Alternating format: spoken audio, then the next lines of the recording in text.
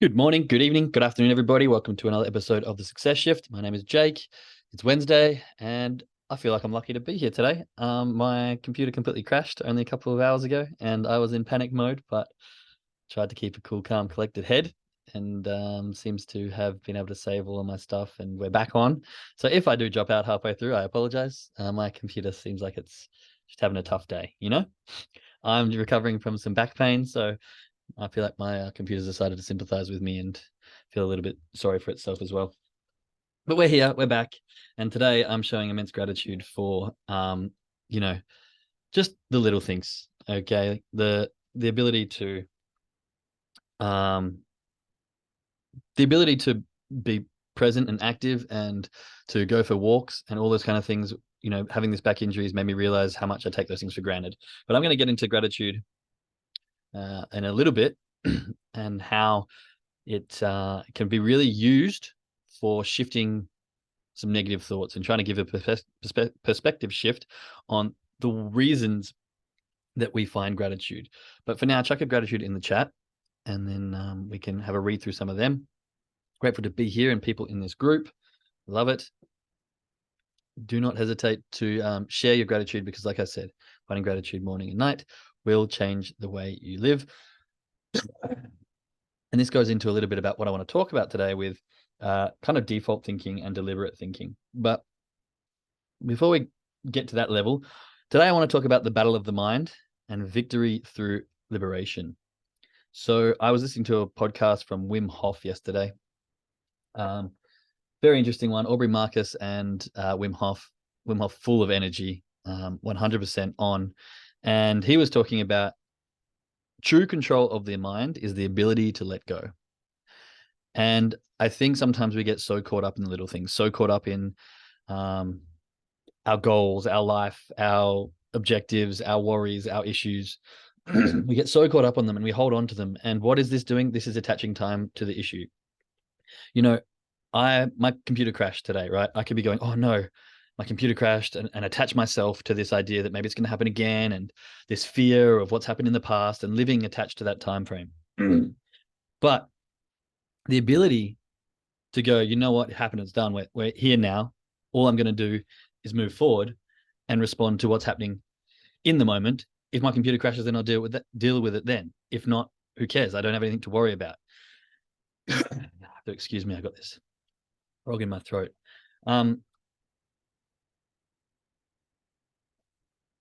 So really trying to let go of things, especially those that we can't control, especially those things that aren't worth worrying about as well, the little things, or even the long-term things, thinking about, oh, this could happen in 5 years. Okay, but do you know how much can change in that amount of time? Do you know how much can change in a year? Do you know how much can change in a month?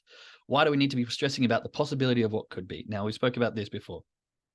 Fear is living in anticipation of what might happen in the future, and anxiety is living, I think I did that the wrong way around. Anxiety is living in fear of what might happen in the future, and depression or disappointment is living in what happened in the past and comparing that. So how do we free ourselves? That's kind of the next question. And what are we freeing ourselves of? Well, first of all, the ability to let go of negative thoughts. And this is what gratitude really does. Okay.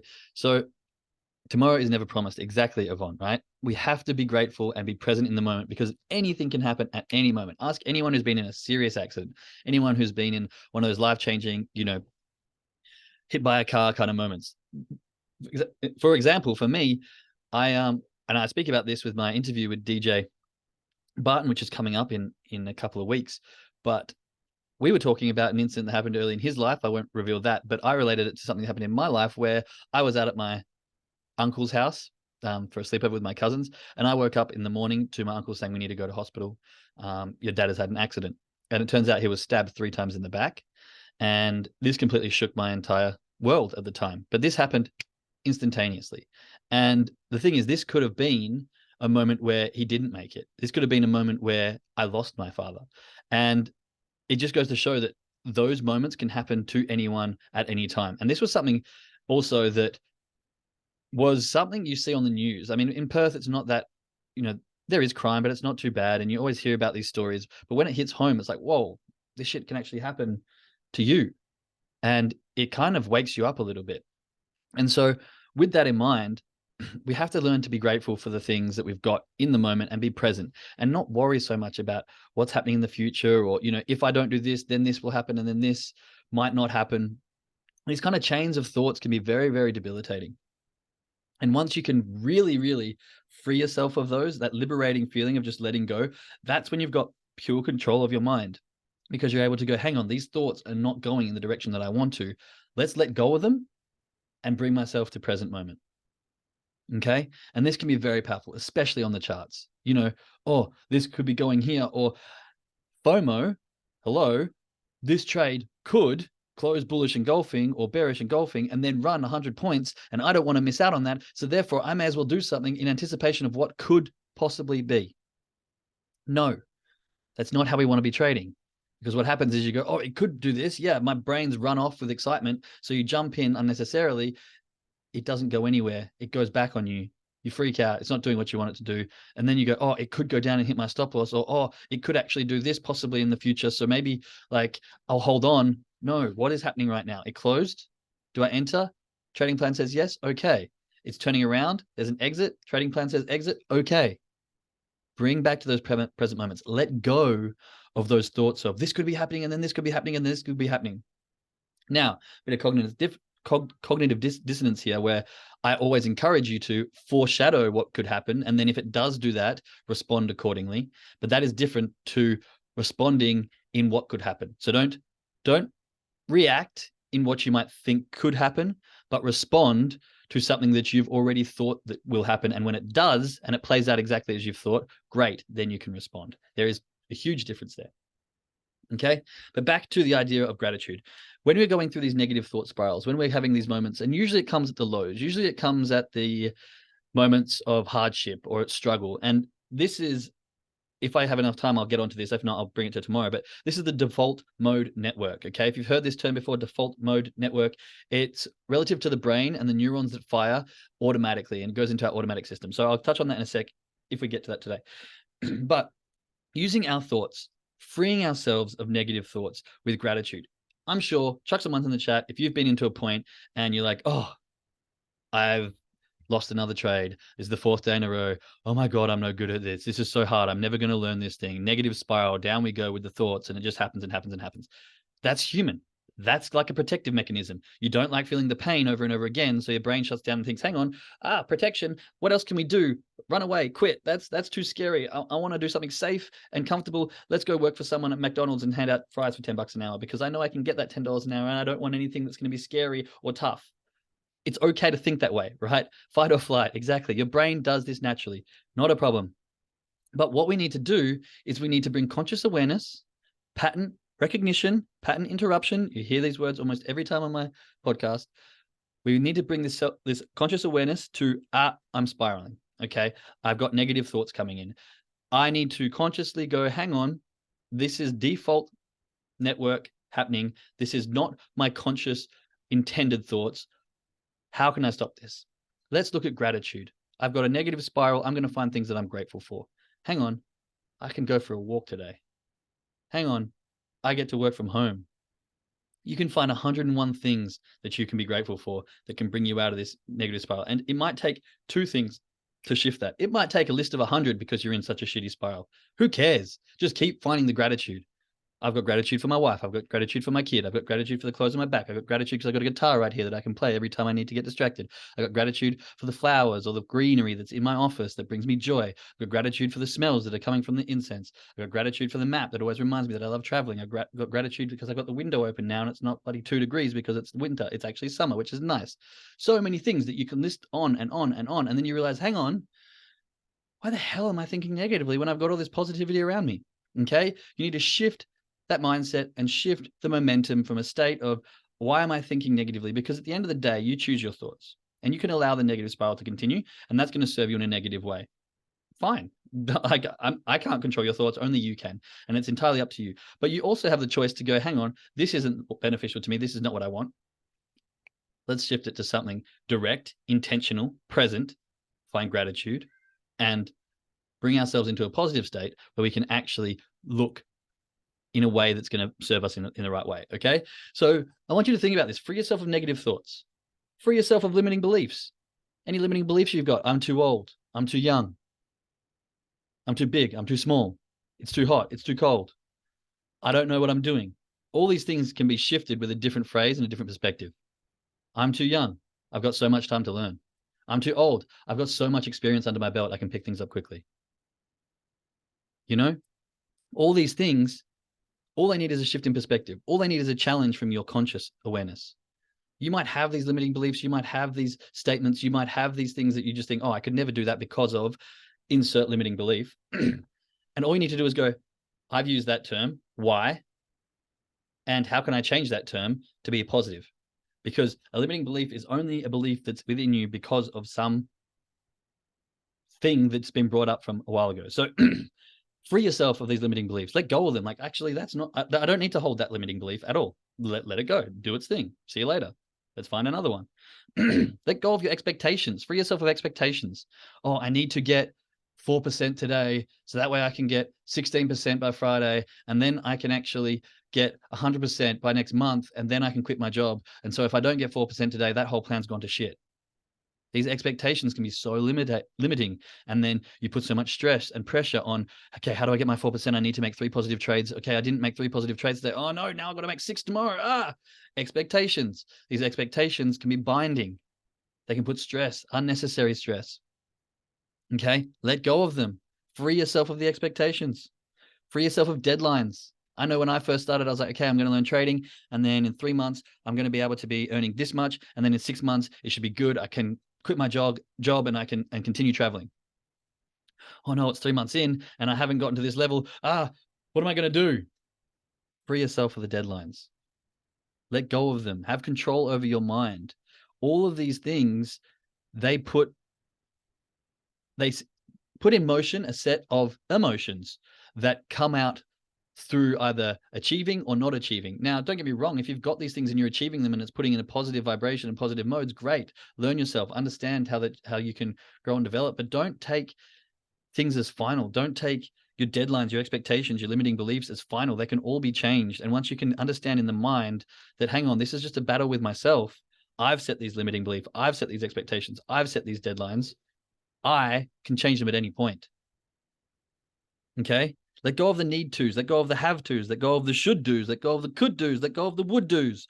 All these things are words that put us in a position of, I've said this, now I must. Should do tends to come with a but. Or I should get to this level, but something's holding me back. I could do this, but limiting belief. I would do this, but lame ass excuse. Free yourself of those. Use them as a stepping stone. Usually if it's a positive, if it's a negative sense of should, it usually goes, oh, I should do this, but blah, blah, blah, blah, blah. If it's a positive sense, oh, I should do this. That's just a stepping stone to, I'm going to do this, because you go, I should do this. I don't have an excuse, so I'm going to. Just get rid of the should completely. I'm going to do this. I could do this. You know what? I could. Yeah, I will do this. Get rid of the could. Just go straight to will. These stepping stones, right? They are just a midpoint in your brain where you have some kind of attachment to a future state. Once you go, oh, I should do this, but I'm thinking in the future, what are all the things that could possibly stop me? What are all the excuses that I could possibly have? Oh, living in a future state. No, wipe that out. I'm going to do this means I'm already taking action. I've decided, keyword there, made the decision. Go back to the interview I did with Teresa. That was like her key point, that she made a decision. She was going to learn this skill. Keyword is I've decided I'm going to do this. Now it's not, okay, what are the limitations? It's like, what do I have to do next? There was a great saying. I'm going to see if I can find it. I wrote it down just the other day. It comes from a book called The Horse, the Boy, the Fox, and the Mole. And I was listening to someone else rephrase this. And the quote goes like this. The boy says to the horse, I can't see a way through. Okay. So the horse goes, can you see what's in front of you? The boy goes, yes. Well then, just take that. So the idea here is that sometimes when we look through the entire project or the entire expectation or the entire thing ahead of us, it can seem overwhelming. But when we come back, we let go of all that. We free our minds from all the stress and anxiety of what could do and just focus on the one thing that's right in front of us, that one step. Then it becomes very easy. And that one step will lead to the next step. That next step will lead to the next step. And before you know it, you've walked 1,000 miles and you're not even tired because all you're focused on is one step at a time. Okay. So it's a really powerful quote. And I think it's a really good message that sometimes if you feel like I've got no idea on how I'm going to get through this, I've got no idea how I'm going to get from here to 7-figure trader. I've got no idea how I'm going to get from here to passing a challenge, a funded challenge. Don't worry about that. Just worry about one trade at a time. Did this trade right here, right now, follow my trading plan? Yes? No? Yes? Perfect. That's first step. Did this trading plan, did this trade follow my trading plan exactly? Yep, perfect. That's step 2. Did this trade? No, it didn't. Okay, what can we learn from this step? What can we analyze? Why didn't we follow it? Okay, great. Next step. Did this trade follow my trading plan perfectly? Yeah, cool.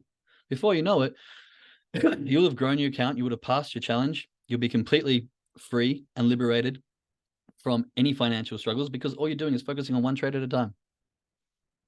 One single trade. Okay? Now, this idea of freeing the mind and victory through liberation is very powerful. But of course, again, it comes with a bit of cognitive dissonance. Don't just think nothing, plan nothing, do nothing, and just go, okay, universe, tell me what to do this very second. Whilst that can be possibly freeing, I feel like you need to have some ambition, some drive, some clarity. Okay. So make your plans. Don't just ignore all plans. Don't just ignore all goals and aspirations. Make your plans. Have your deadlines if you want to, but don't marry them. Have your steps forward, but don't feel like that's the only way. So many times you'll hear successful people talking about they had this idea to get here, but on the way, their path got filled with roadblocks. They got filled with landslides, whatever it was, and they just had to pivot continuously. But the end objective that they wanted was there, so they kept on finding ways around. And this is really important. So, I say free yourself. Again, this is that cognitive dissonance. You have to have competing ideas in your head at the same time. So free yourself of all thoughts and become present and direct and deliberate in the now, whilst still having objectives, goals, deadlines, things to sort of keep you guided, but keep them very loose, I guess, is the best way I can say this. Okay. Work harder than everyone else, but do it without negative restraint. Liberate yourself from the musts. Embrace the present moment and just do. But the key is to do. Do something. Don't get overwhelmed by I don't know what to do next. Don't know how to here, because the clarity can get really confusing and overwhelming. But the key is just do something. Find that next step and continue on without so much constraint in the thought of, what about this? And what about this? And what about this? Maybe I should be doing this. Maybe I should be doing that. Maybe this is the best thing to do. Just start and learn. Okay. That was kind of my synopsis of what I was writing down from earlier. So work harder than everyone else, but do it without negative restraint. Liberate yourself from the musts, embrace the present moment, and just do. Can't stress that enough. Okay, now what I wanted to go on to next, I don't know if I'm really going to have enough time, but this is the idea of the default mode network and the direct mode of thinking. Mel Robinson talks a bit about this, and it comes from Dan Gilbert of Harvard University, who wrote the book Stumbling on Happiness. Okay, and he says that 46.9% of the time, we are on autopilot mode. We just do the things that are in our default system. Think about it. You have these routines in the mornings, you get up, you just do. We want to shift from this default mode to a direct mode, to the present moment, to consciously thinking, to conscious awareness. And how do we do that? Well, we free our mind of all the things I was mentioning before. We bring ourselves to the present moment, and we find intent in the things we're going to be doing. I'm thinking I might cut this one here a little bit short because I definitely do not have enough time to go through all the stuff I want to go through in this default mode network and the direct mode. And I think if you just focus here on what we were speaking about, that battle of the minds, victory through liberation, you're going to find hopefully a paradigm shift. I want you to understand that on the charts, okay, when we're looking at the charts, and we get into this emotional state. And I was talking to someone about this just yesterday. It is a mind versus mind battle. It's not a mind versus body. It's not a body versus body. It's not a me versus someone else. It's not a me versus charts, like most people think it is. Me versus the charts, me versus the markets. No, it's a me versus me, mind versus mind. And what do I mean by that? Well, let's look at people, and there's a real big fine line between people who have the discipline, let's say, for physical exercise and fitness, but struggle with the discipline in mindset, and vice versa. Because I don't know if many people bring recognition to this, but I truly believe that these are two different kinds of discipline. A physiological discipline is something where you go, okay, my body needs to move. Like I can go for a jog because the endorphins, the chemicals that run around, they make me feel good, and I can get addicted to that, the dopamine, all this kind of chemical reaction. I can put in place a bunch of habits and go through a period of time of disciplinary acts where my body gets this chemical reaction that goes around that makes me want to do these things again and again and again. So you can find a physiological discipline. However, in trading, it's a mental discipline. It is fully mental. It is the mind saying to the mind, hey, this is what you should do. This is what you shouldn't do. If you're sitting in a trade, chuck some ones in the chat if you've been here. You're sitting in a trade and you're like, okay, it's not going my way. If this candle closes above the aqua, I'm going to exit. It closes above the aqua and you go, you know what? The gray EMA is just a little bit behind it. I'm just going to wait until it gets to the gray because maybe that'll turn it around. And then it closes above the gray and you're like, oh, there's an exit zone exit coming up. If it does that, I'll take that. Oh, you know what? It's so close to my stop loss. I'm just going to ride this one out. Yep. 1, lol. Yep, 1. See, everyone goes through this. Why? Because it's a mind versus mind. You are telling your mind with your mind to do things that your mind needs to do, even when your mind doesn't want it to do it. Try to get that sentence back again. It's your mind telling your mind that you need to do things that your mind doesn't want to do, even though your mind shouldn't be doing it. I don't know if I said that correctly the second time, right? It's a very convoluted space. And no one, if I'm sitting there, and Mike, I'm going to use you an example, and we see this trade going, and you've said in your head, I'm going to close this when it goes there.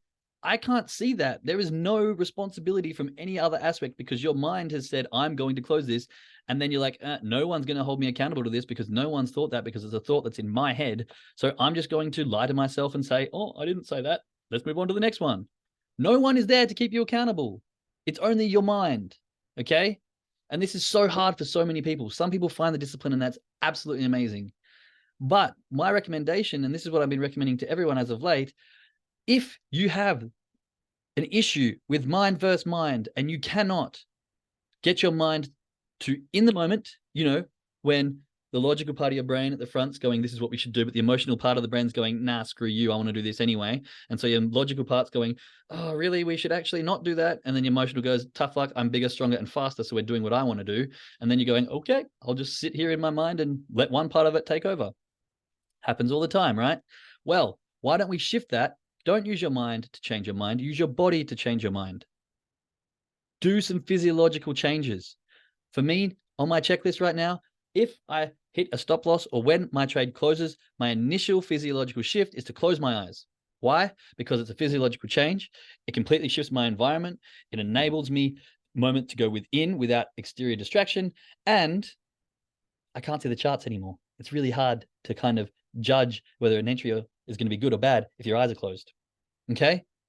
Instantaneous, close your eyes. Then 6 deep, long breaths. What does this do? This lowers the heart rate. This reduces the emotional flow that's going through. It gives me time to reassess. It gives me time to bring self-awareness. And it gives me time to just calm down a little bit and not get so attached to the trade that's just happened. Immediately after opening my eyes, I'm looking directly at my journal and I'm journaling. If I miss a trade, who cares? I should have been more patient. I am doing the process before I even look back at the charts, okay? I'm going to write my journal. I'm going to put my points into my system.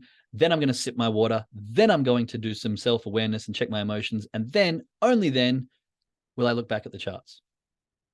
Okay? Use your body. Use physiological change. If you need to get up and do 3 laps around your chair, do that. If that's what it takes.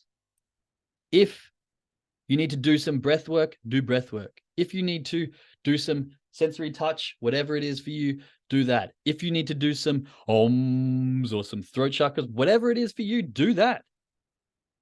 If you need to do some push-ups, get down, do push-ups, and then go back to the chart. I don't care what it is, but what I'm giving the advice is take a physiological chain to break up the mind battle. Don't try to beat your mind with your mind. Okay. Yes, it's great when you can get to that stage, but over this process, you will start to realize that the mind battle is not so strong because you're getting used to this. Oh yeah, hang on. I know that this is true. I know that this is the best thing for me to do. And you won't need to do your push-ups or your breath work or whatever it is. But while we're getting to that stage of discipline, just try it. I promise. If you do these things, if you do the stuff that we talk about on this podcast, you will start to see changes. And it's not going to be a, wow, here it is. Sometimes it is. Sometimes you get that one sentence, which is a paradigm shift, and you go, holy shit, that's all I needed to hear. Now I can do things with discipline. Sometimes it's a process. We need to layer on bit by bit by bit until we get to that level of discipline that allows us to follow our trading plan without deviation every single time. Okay?